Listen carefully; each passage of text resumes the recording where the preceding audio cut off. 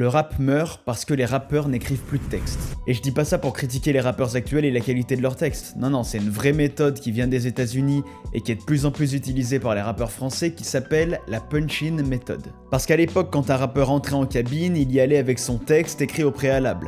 Déjà parce que techniquement c'était contraignant de faire un très grand nombre de prises et aussi parce que c'était valorisant pour un MC de plier son 16 en une seule. Mais aujourd'hui les méthodes de travail ont évolué et certains préfèrent enregistrer une seule phase par prise. Et les rappeurs ne s'en cachent pas du tout, c'est même devenu stylé de ne pas écrire de texte, ils s'en vantent même. Have you ever write raps down?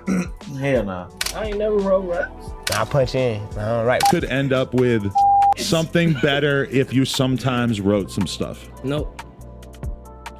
That.